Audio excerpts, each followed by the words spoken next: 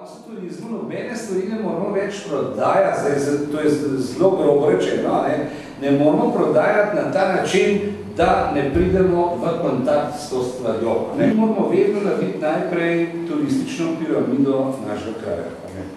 Piramida je ena taka zelo univerzalna forma in zdaj bom pa malo to razložil.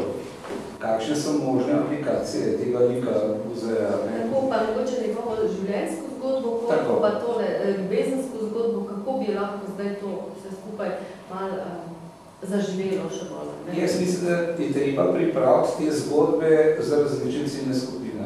To je prva naloga. To življenjsko zgodbo njegovo posredovati otrokom je eno, posredovati družinam je drugo, posredovati upokojencem ali pa nekem sindikalnem izdelku, pa tretje. Ti greš po Guzajevi poti in si za spomin nekaj vzameš, ni treba, da je to vezano na Guzaja. Se pravi, ti dobiš, oziroma pa kupiš, boljše, če za to gre, ti kupiš nekaj, kar si kupi na Guzajevi poti. Dejstvo je, da spominke delamo zato, da bomo nekaj zaslužili, ne zato, da je rekli, joj, tukaj je pa lepo. Jasno, bo rekli, tukaj je pa lepo, ampak tole sem si pa še kupil. Pri nas je bil glavna filozofija v slovenskem turizmu, kjer vinske ceste še nismo asfaltirali. Pa ni problem v asfaltu, problem je v vsebini vinske ceste. Problem je v tem, da če jaz po vinske cesti se pelem v Sloveniji pa v Avstriji, v čem je razlika? Jaz sem prišel do enega zelo zanimljivega zaključka, ker smo ugotovila s kolegom, da ima ena sorta jabolk na Kozjanskem kar 3 imena. 3 imena, si predstavljate. Na tako majhnem prostoru ena sorta. Sorta, ki jo mogoče poznate kot... Najbolj zanimivi turisti jutrišnjega dne so. In potem, ko to gledaš, rečeš, pa se to imamo vse mi.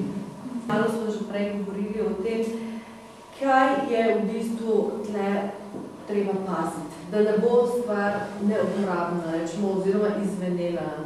Ko bo televizija Slovenija predvajala film o Guzaju, potem pričakujte, da se bo obisk v Kraljevo začel povečati. To je pa dejstvo.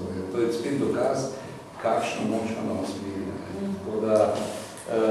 In na to morate biti pripravljeni. Ja, tako.